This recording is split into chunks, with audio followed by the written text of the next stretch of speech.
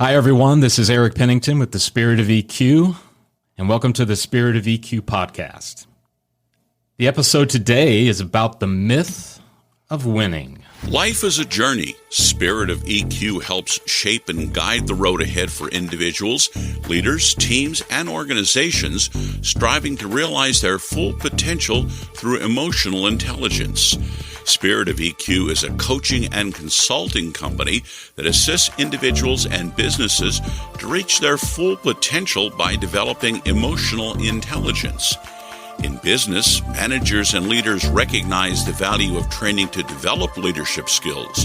What they may not realize is that those skills are far more effective when they pay attention to not only performance, but also to people. Emotional intelligence is a crucial skill because people drive performance and emotions drive people. After this podcast, listen for a special opportunity to learn more. Joining me, as always, is Jeff East with the Spirit of EQ. Hi, Jeff. How are you? Hello, Eric, and all our listeners. So, Jeff, everybody likes to win, and the place that we live, we've got a couple of teams that are always on the minds of people who are into sports. Yes. The Ohio State University Buckeyes, right? If I can say it that way. Even the Blue Jackets, Columbus Blue Jackets, are in the playoffs. Right. And we want to win. We want to win. At all costs sometimes. At all costs sometimes. But today's episode is not about sports, everyone. So I want to make everybody feel at ease. But let's talk about this. What is the myth of winning? Can you unwrap that for us? Well, we have this desire just to come out on top. And you're talking about sports. That's very cut and dried. There's the winner of the game, the winner of the tournament. You know, we just finished up the NCAA tournament this week, and there was a definite winner. But then there's a loser. There's somebody that, in the case of sports or in the case of whatever, they've put a lot of effort into becoming very good to get to the point where they want to win.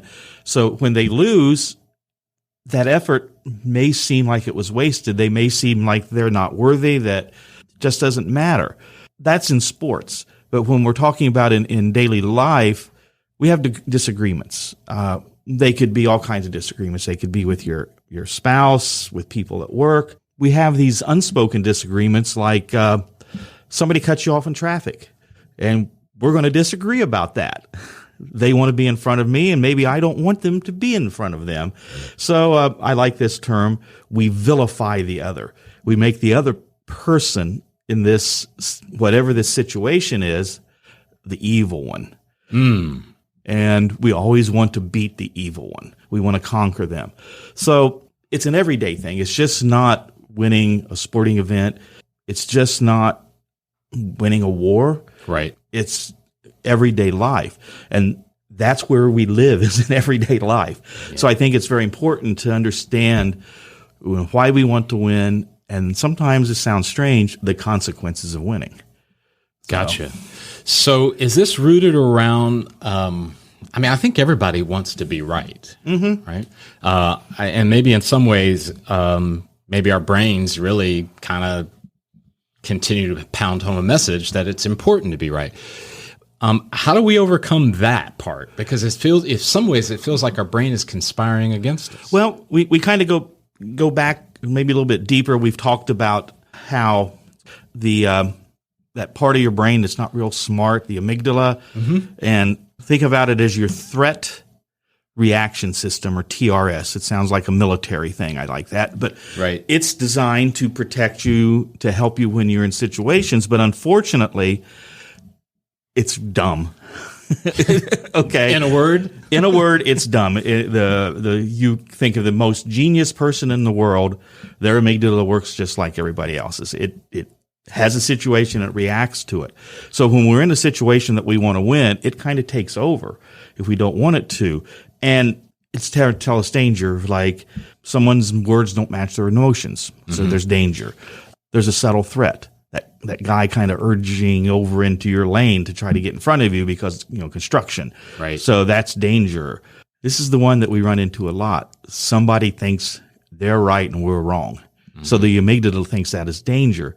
And that's what you said. That's why our brains like to be right. It's So, Jeff, I'm gonna go real world with you. Okay. True confession. all right.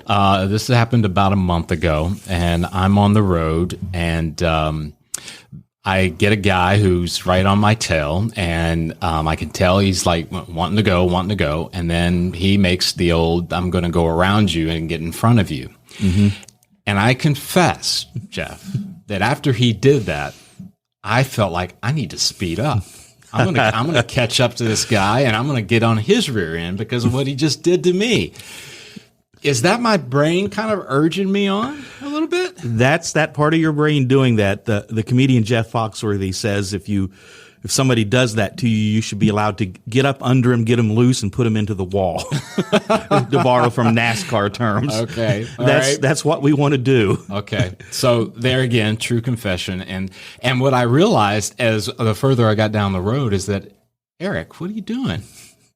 I mean, of course, I lived to tell. I did not take the guy on. I didn't go aggressive. I slowed down. But it's just, your points about that, how the brain operates, I just think is fascinating. I want to ask you a question before you go further. Absolutely. So let's pretend that you decided to do something. Mm-hmm. Okay. This guy is winning because he's one car length ahead of you. Okay. Right. All right. At 60 miles an hour, you're going 88 feet per second, and a car is about 15 feet long. So a fourth of a second in front of you. Right. Okay. If you would have done something to win that, what would have been the consequences? If you would have won that battle, what could have happened? It could have produced an accident. Somebody could have got hurt. Okay. It could have, we've read, heard, and seen the stories about road rage where somebody gets out of the car and decides that, I'm gonna shoot. Okay. So there could have been a major conflict. Again, as you're asking me, this get me thinking. Well, this would have certainly potentially impacted my wife and my kids, because if I got hurt or someone else got hurt, that falls to them. Okay. Right? When I think about my kids are influenced by my decision making and what I did, and I lose maybe some of that earned respect, love, admiration, what have you. So those are some things that run through my mind. So you would have won, but lost. And the loss would have been it would have been so much larger. And that's the other thing, because I'm glad you brought this up, because it's kind of making me think, do you really win in the end? That quarter second? What are you going to do with that quarter second that you won by getting back in front of him? And that's a great point too, Jeff, right? Because in the end, I'm going to look at that and I'm probably going to regret the win, right? Because of what I did to win. Okay. Yeah. So that's how it gets messy. Some little thing has so many consequences that we don't think about. Yeah. I mean, you look back even in history where somebody has won, but what was the cost? Mm-hmm. Mm-hmm. So we don't want. I can talk for hours about that, but so hey, I'm gonna kind of shift gears a little bit. There was something else that before we started recording today. Emotional Aikido. So. Correct me if I'm wrong, Aikido is some type of martial arts. I've never heard the term emotional Aikido, though. Aikido. Sorry. Okay. So talk a little bit about that. What is that? Well, I want to be perfectly honest. I'm borrowing what we're talking about from an article by Josh Friedman, who's the president of 6 Seconds, who we work with. Yep. And that's his term.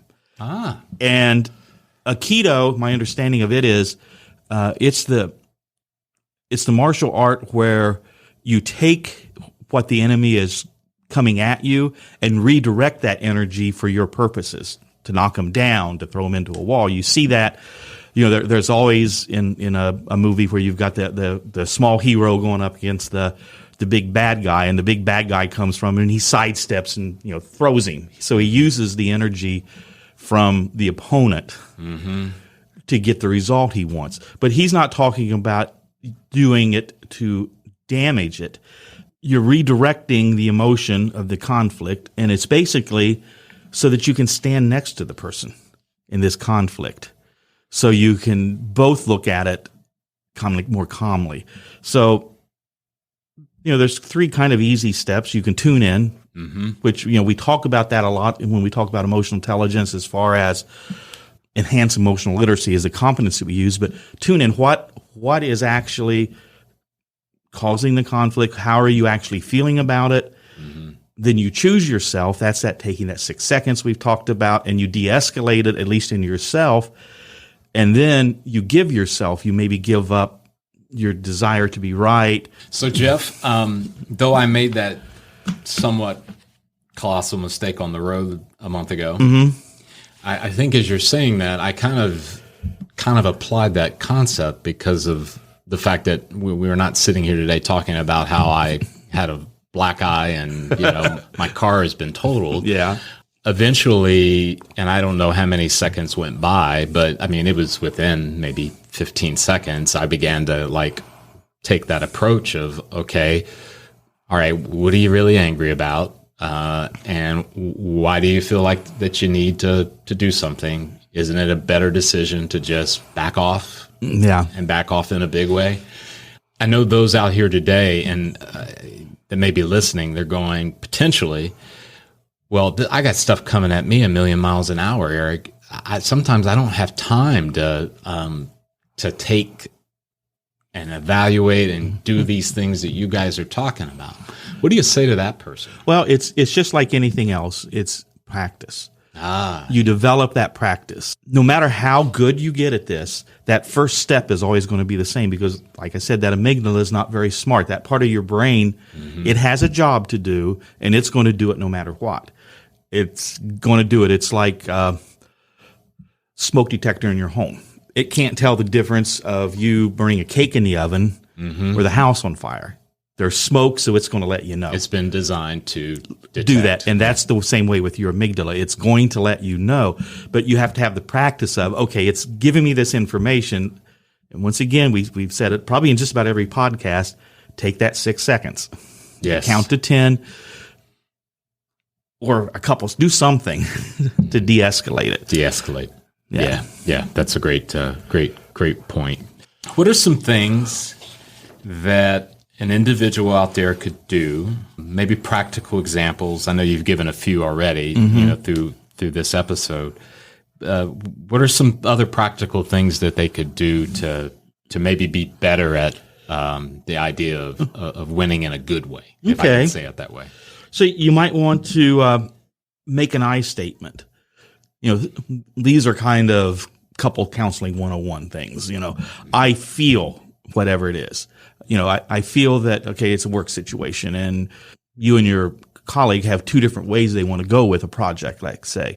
I feel that, you're not listening to me when I'm trying to present my side of the argument or my side of the idea. I feel that I just feel upset about this. You state what you're feeling, put that out there first. And then from there you go to the what the next step would be. Then you allow them to say what they want to say. Why are they feeling this way? So you get all the information out there because you can't make a good decision without all the information. And when you're dealing with someone else, you need their information too. Go back to your thing with the guy that went around you.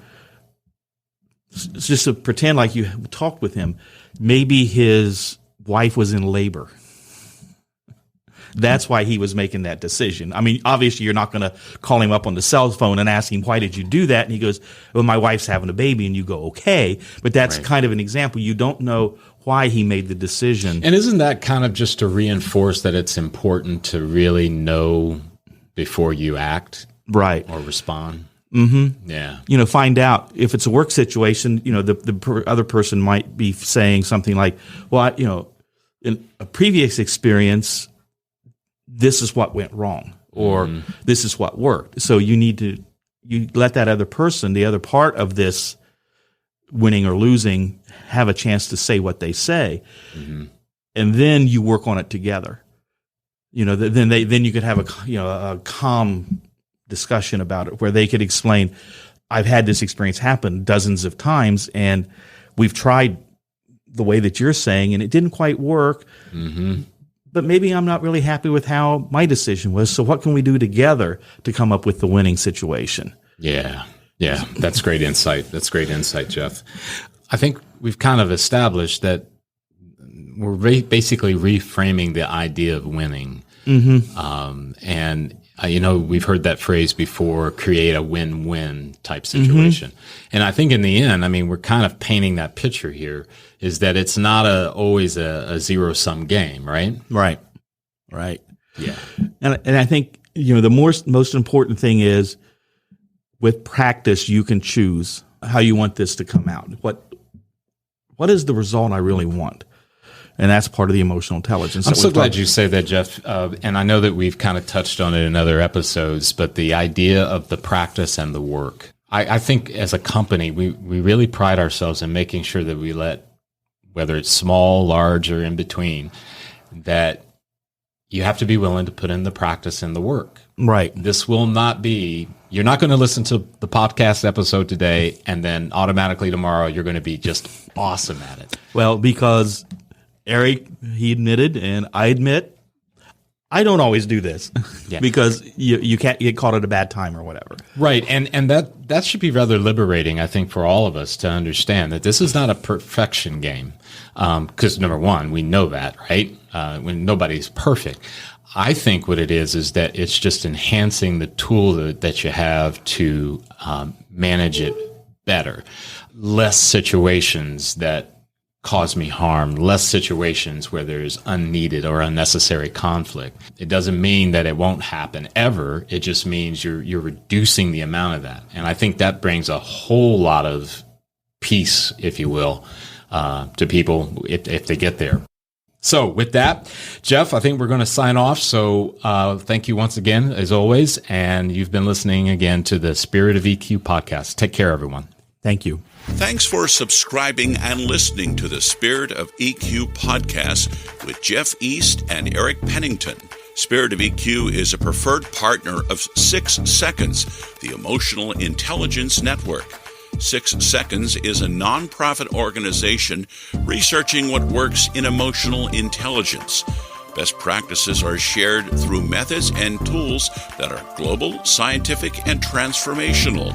To find out more about Spirit of EQ or to request a speaker, go to spiritofeq.com. Our contact information is in the podcast show notes as well. And now for our special offer. Hi, this is Jeff again. I just want to let everybody know that if you have any questions or want more information about anything we've talked about, just send me a quick email. And my email is jeff@spiritofeq.com, and I'll get right back with you. Thanks.